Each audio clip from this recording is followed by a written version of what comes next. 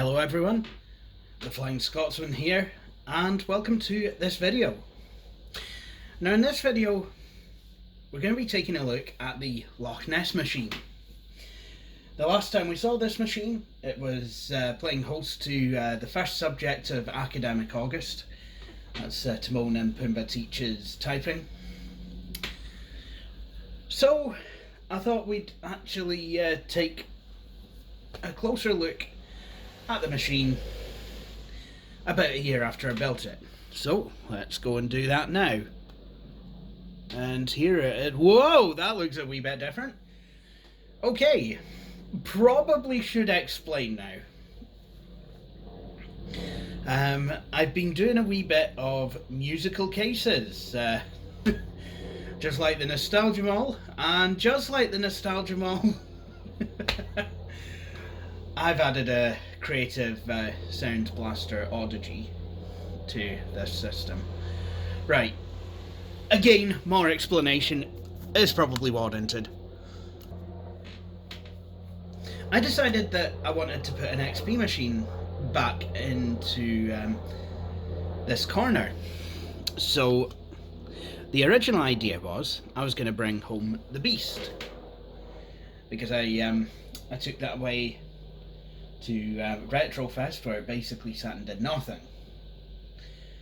So I decided that I was going to bring home the Beast, but because the Beast was a tower, I really needed to put one of my machines into a desktop case.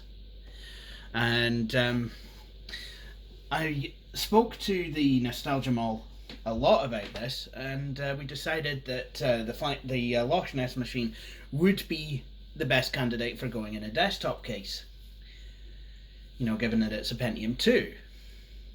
So I bought this one. It's a wee bit white, as you can see. It's quite a good case actually. It does have front USB ports which are not connected to anything, sadly. However, I was able to find a white floppy drive. There's a spare 3.5-inch drive bay if I were wanting to add a zip drive, which at some point I might do that. Also found a white DVD burner, and well, the live drive. The Audigy, the Creative Labs Sound Blaster Audigy. Now, in a free cycle bundle that I got in December, I was given a dual Pentium 3 Chwalaton machine. Very nice. That case was in a horrible condition. I think I may have done a video where I took that apart. Can't remember now, but yeah, that machine was in absolutely horrific condition, and I ended up just throwing out that case because it was, yeah, the side panels were missing and the case was just completely downed. It's like the case had been dropped from a great height or something. But that machine had Creative Labs Sound Blaster Audigy and a live drive. Now these are things that we used to have at school in the music department, and I always wanted one. So I thought, well, I'm putting the Loch Ness machine in a white case, I may as well take advantage and add the Audigy sound card. Now the sound card on this board is pretty good. It's got onboard Yamaha sound, but the Creative Labs Sound Blaster Audigy, it really is not a bad sound card at all, and we're going to explore that and see what it can do. But before we do anything, I would like to take you through the process of building this machine. Now, unfortunately I did not video it, but I did take some photographs. So coming up now is a wee slideshow.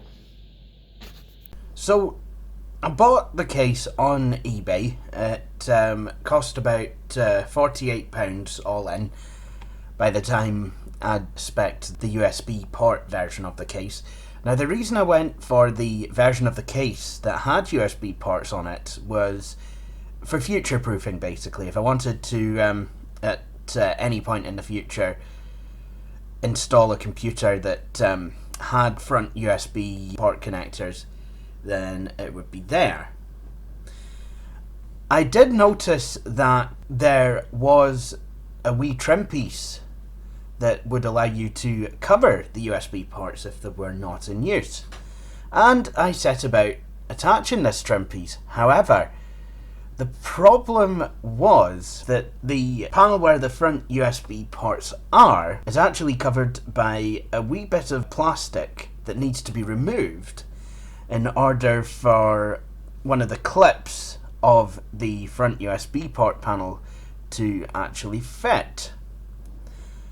Now, again, if I was wanting to use a computer that has front USB ports in the future, then I am gonna have to deal with having an ugly hole in that panel. Not something I really wanted. So I just decided to leave the USB ports showing and set about installing the motherboard. Now, the I/O shield that came with the case was actually the perfect layout for the motherboard. Because it uses the standard PC98 layout, I was basically just able to use the included I/O shield. However, I did have to punch out where the sound card would go, ironically enough. So, as you can see, I managed to get all the drives installed, and the machine started to look quite good, especially with that live drive in there. If we go for a rear view of the machine, you can see the motherboard is installed, and we also have the expansion cards installed.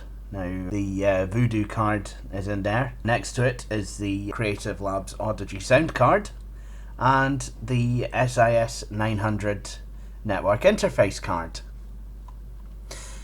So, before I buttoned the machine back up, I set it up where it would go with the lid off, just so that I could check my working and test that everything was in fact going. Check that I'd got all the front panel connectors properly installed. And then finally, as you can see, we have the desktop trifecta as it is now.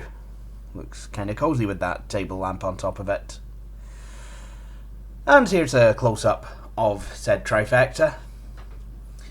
And then, with my having decided to install a new sound card, I decided to adorn the computer with a brand new Windows 98 installation. So, there we go.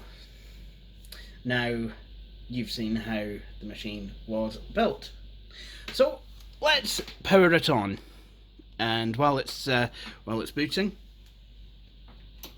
I will discuss with you the specs. So, this machine,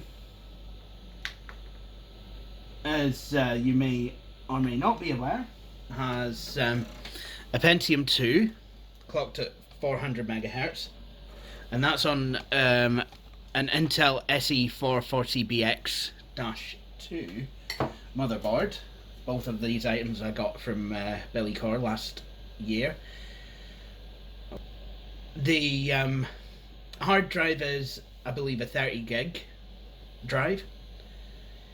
The graphics card is a Voodoo 3000. So this system is already quite interesting. And now we have the Creative Labs Audigy, which has its own wee splash screen. Very nice. Also very modern. The sound card is from about 2001. So when I put this machine together, I decided to do a reinstall of Windows, given that, you know, I'd added a new sound card, and I thought it would be nice to have a fresh install going on and what have you. And last night I might have went a wee bit crazy with the old net.com and, you know, tried to access the Hamster Dance website. P.S. Mission kind of accomplished, but not really. Kind of. I got the website and I got the sound, but I didn't have the sound playing on the actual page itself. I would like to play that sound for you now. Unfortunately, it's actually because the original Amsterdam sample is the Rooster's song from Robin Hood sped up. I really can't show you that because I'd have the copyright mafia all over me.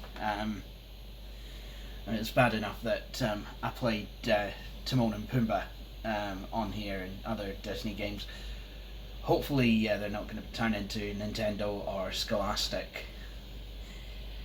But yeah, for that reason, I just think it might be pushing it if I tried to play that sound just now.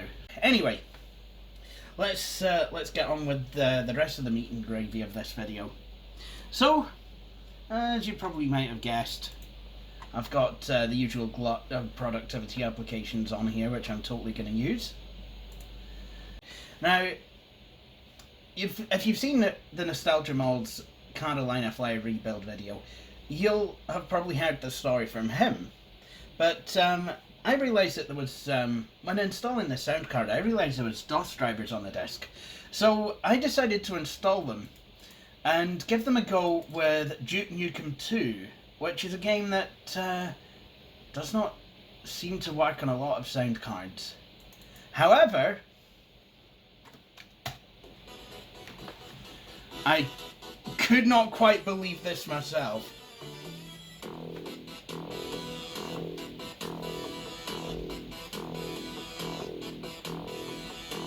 Okay, some of the sound effects don't work, but some do. And believe it or not, one of the things that works is Duke Nukem saying, I am back.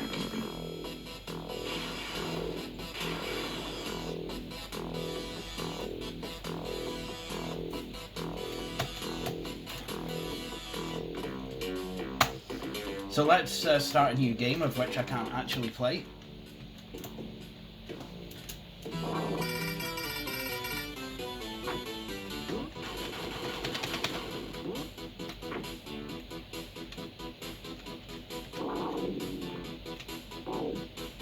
Oh, that's... Whoopsie!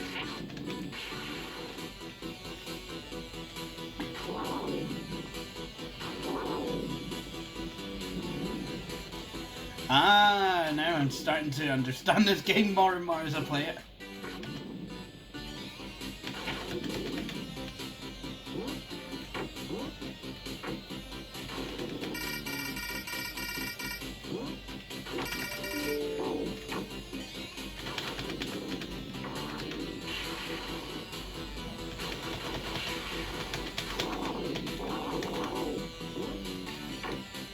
So as you can probably see, a lot of the sound actually works in this.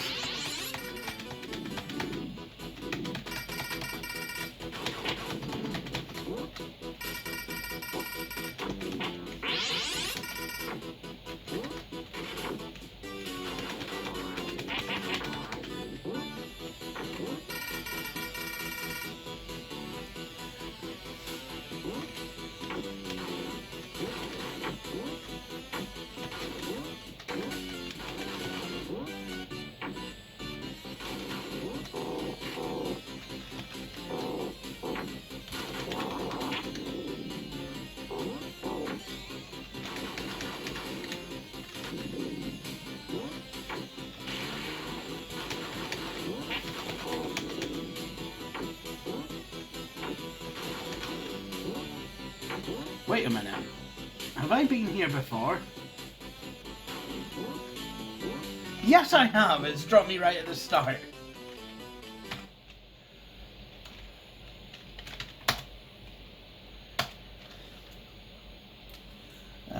Critical.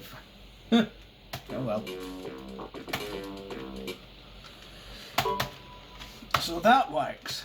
Another DOS game that sometimes has trouble with certain sound cards is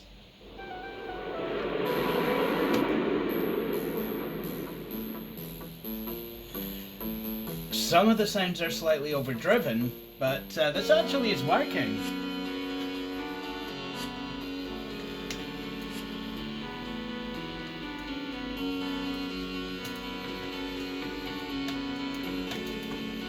Whoopsie!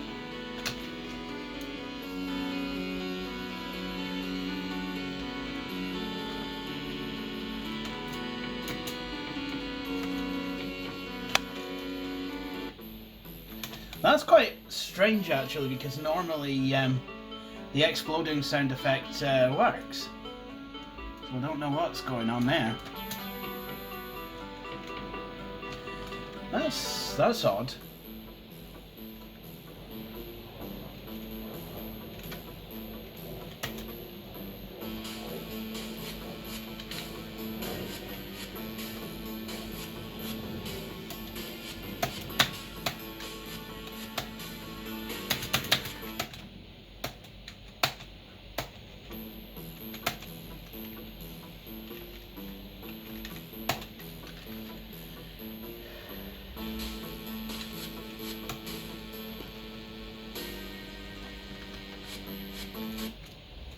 There we go.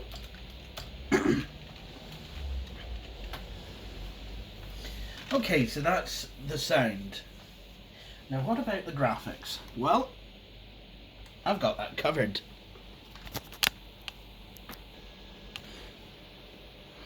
So, Tomb Raider then. Apparently this has been patched for 3DFX support. Well, we'll just see about that.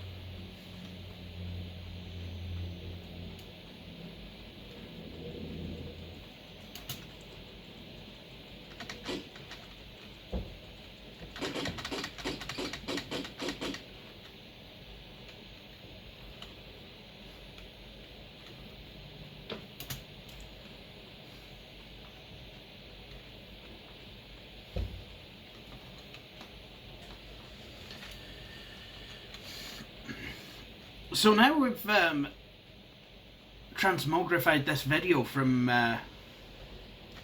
Road Geek special to Bob T. Ping Plays, it would seem.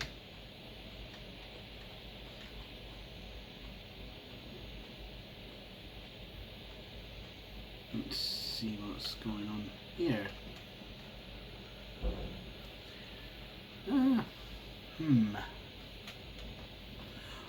Humdy. I can't help feeling that this is gonna take me straight back where I came from.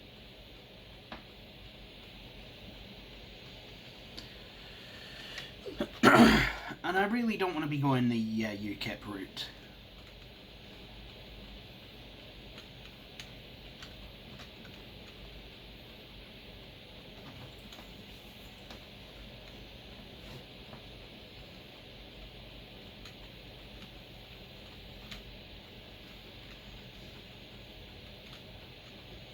So I've had quite enough of bourgeoisie bastard Boris Johnson. Or big bad Boris bastard Johnson.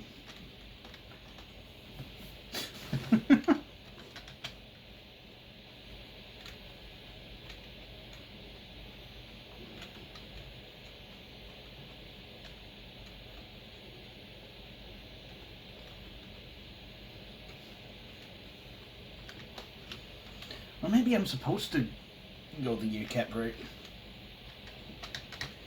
Let's try that.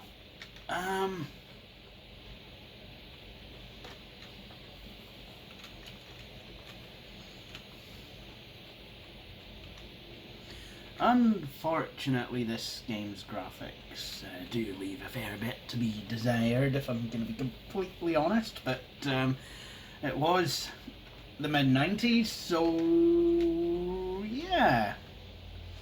I mean, I remember having this game on the PlayStation, and yeah.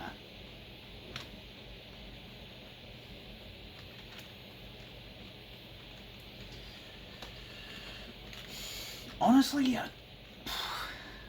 no not sure if I remember the colour depth being quite so terrible.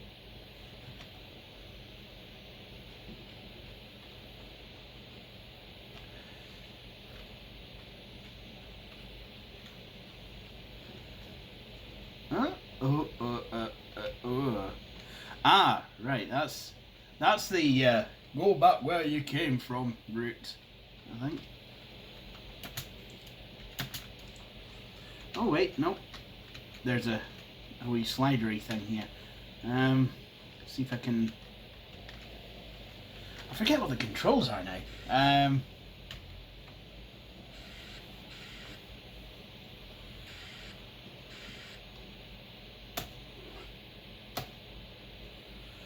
Ah, right. Detail levels. So I can put them to low, and yeah, that... I could go high. Yeah, that does look a bit better, actually. Right. Now I'm getting all distracted.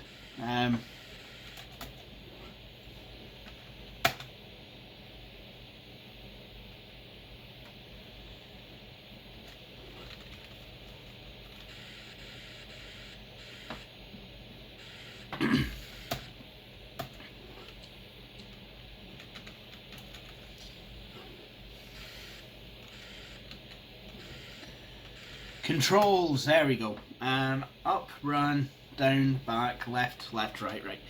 Delete, step left, page down, step right, shift, walk, alt, jump, control, action, space, draw, weapon, pad 0, look, end, roll. And there we go. Yes.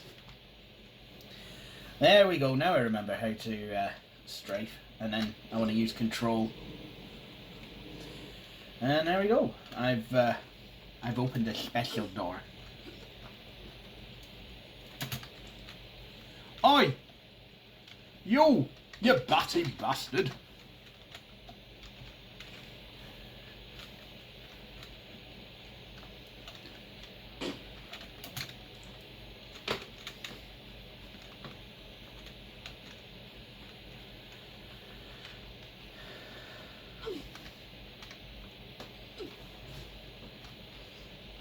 Oh, very nice. Very nice.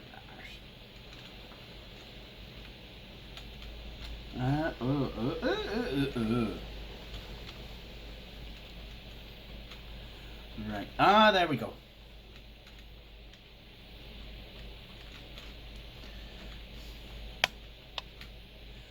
Ah, yes.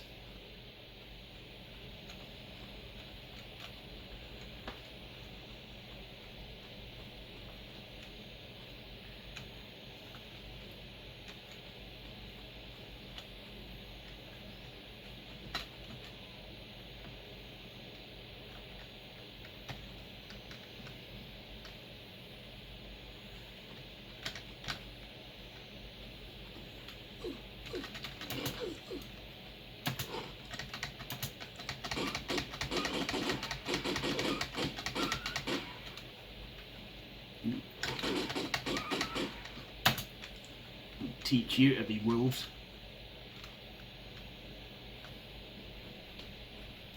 Lara Croft doesn't really strike me as the sort of person who would offer her throat to the wolf with the red roses. However, she probably would steal the red roses and cause an apocalypse or something. I mean, that's how these Tomb Raider games go. You know, Lara steals some artifact, and then some poor German guy's like, "Nein! You realize what you have done? You have started the apocalypse. Everyone is going to die now." And then Lara's just like, "Oh dear. Well, I say that is a bit of a kick in the knickers." And then the German guy's like, "Yeah, you are telling me."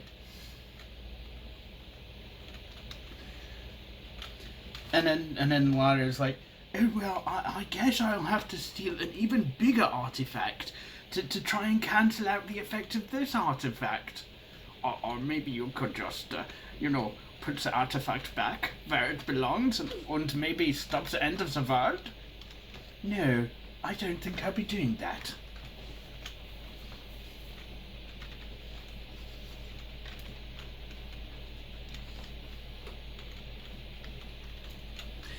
Actually, you know what? I think it's Lara Croft's fault that that a no-deal Brexit is being forced through Parliament, and the Americans have Donald Trump in.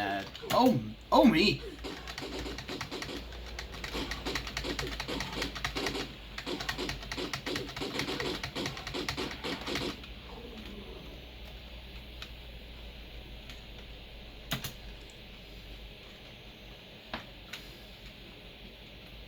Don't wait for that. He was only going to do a great big smelly jobby anyway. No, I'm kidding. I do not condone violence to big animals.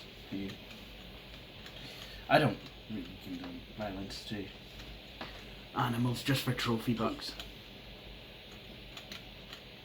Ah, a medikit. I think Lara might need that. Lovely chaply, innit? I think I will take these.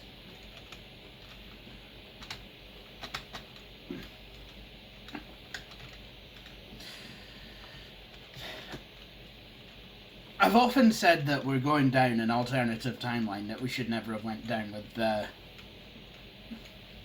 President Trump and Prime Minister Trump. I mean, Prime Minister... You know what I mean.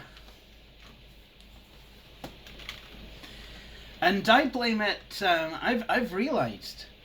I mean, I was just blaming the rise of the radical far right, and you know it's brain dead voters. But actually, it's no, it's entirely Lara Croft's fault. And I'm sorry. I know there's going to be a lot of Lara Croft fans here, but no, it's quite obvious what's happened. She's taken some kind of artifact out of a tomb somewhere in the bowels of Egypt.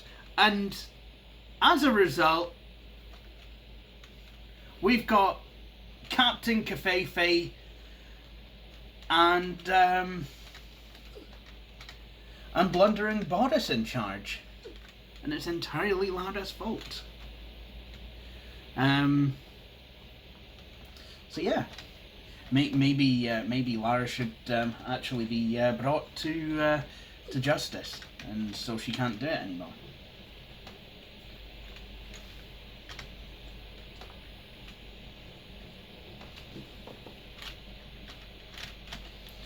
And all the while, she gets, well, I say she gets to swan around in a giant mansion, but I think in the latest Tomb Raider game, she loses it. Or is a way to, or some.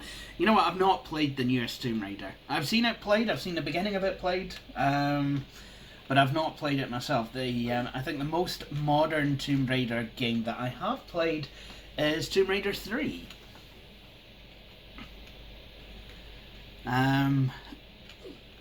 Even though I've got the Last Revelation on Dreamcast,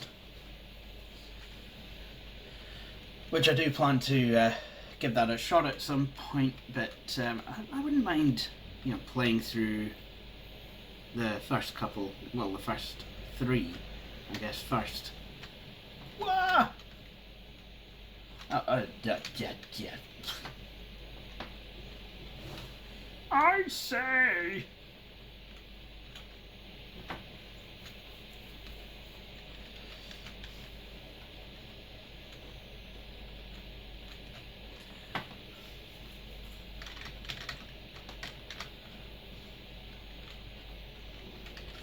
So, I guess that is Tomb Raider in all of its Tomb Raider-ness. And it runs quite nicely on this Voodoo setup. So let's go out of that and pick a new game.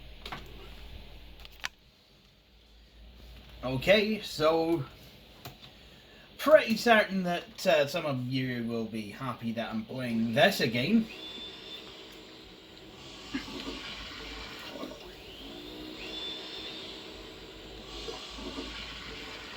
Wait a minute. Okay, maybe I shouldn't play that. What was I saying about playing Disney? Oh dear. Guessing the spacebar is jump. Oh wow, look at that, the graphics are brilliant. Really quite nice and smooth.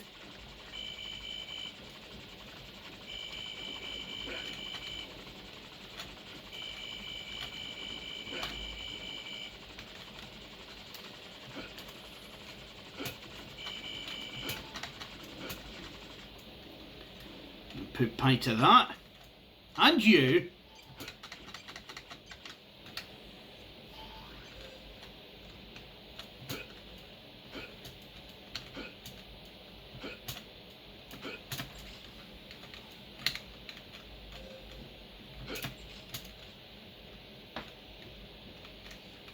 Game box.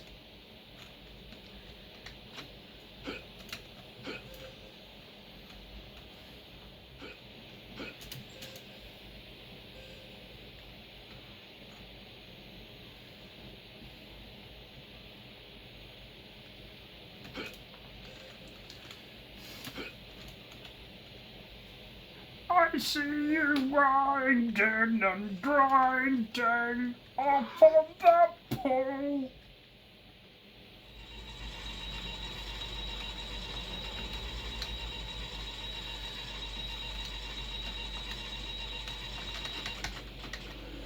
There we go.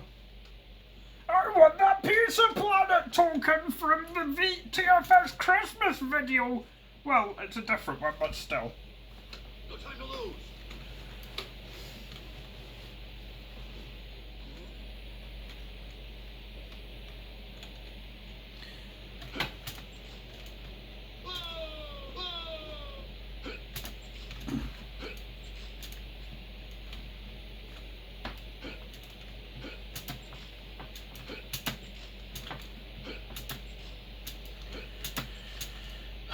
Yes, I guess I have to get up that pole if I want to get the coins.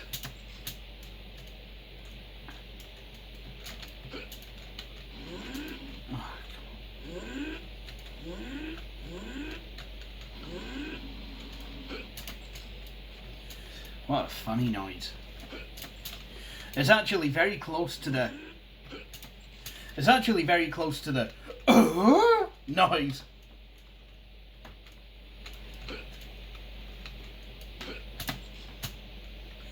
Hey Buzz! It's a spaceship! Want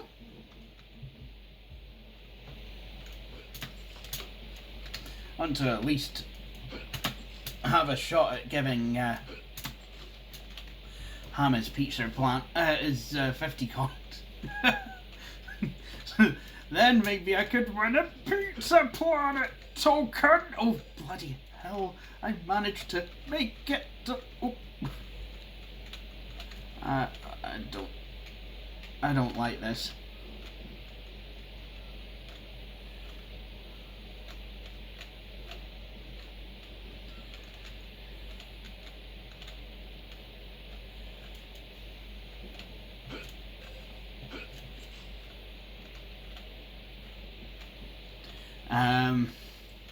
I'm pretty sure those nails should actually be in all the way. You know, just kind of saying.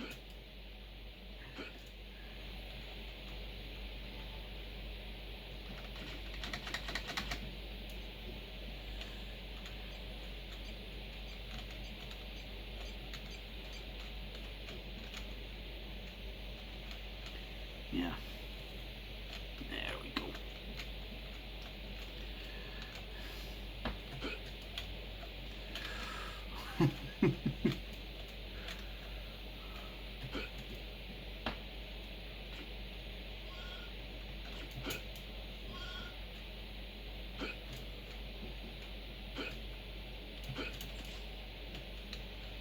Okay, so I've got one of Bo Peep's sheep. Is there any particular reason why I've got one of those sheep? Or... yeah.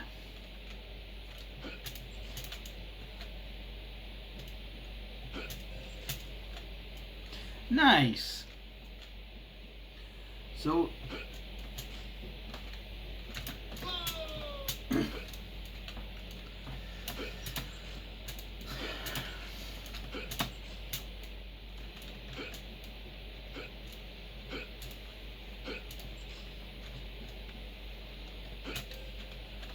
well, I've got a misplaced Mareep.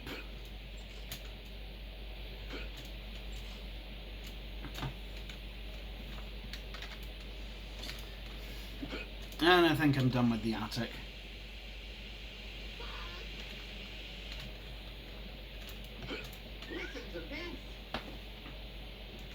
Hammer's sitting on the sofa in the living room. Really?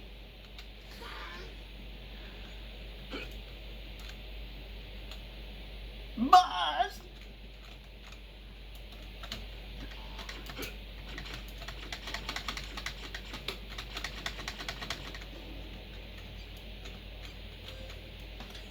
I'll take that. Oh, I've only got 21 coins? That's a bloody rip-off. This is what your Brexit pounds get you.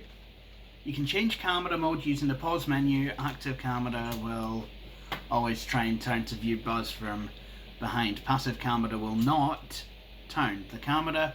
Left and right buttons turn the camera in passive mode and turn Buzz in active mode.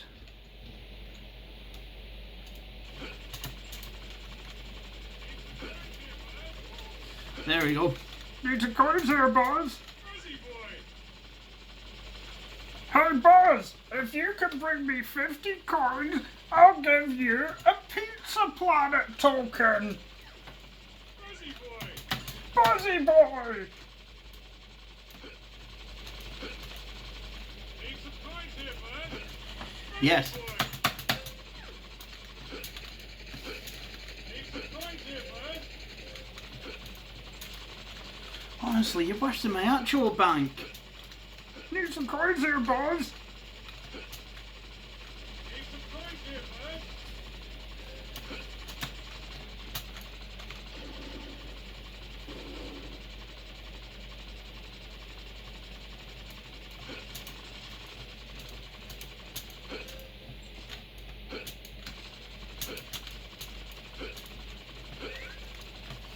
You can foot stomp when you see the stomp icon by pressing jump and then pressing spin while you are in the air. This will activate switches and catapults will also activate.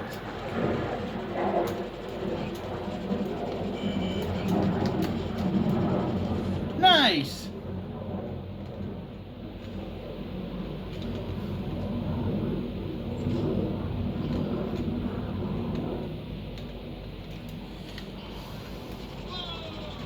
Whoa!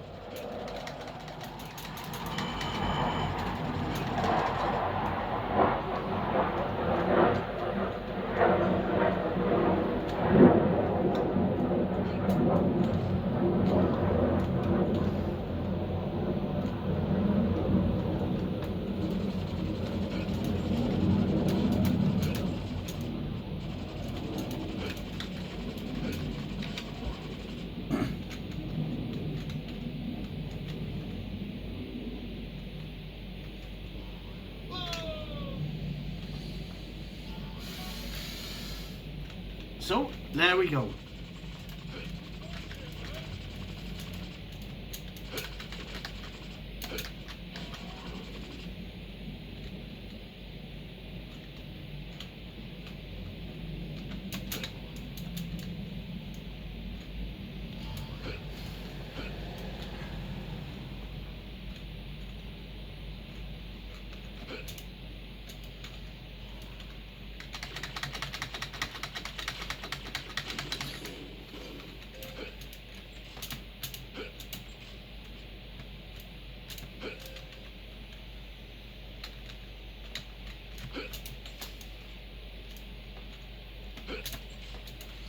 So, this is Toy Story. Whoops. This is Toy Story 2.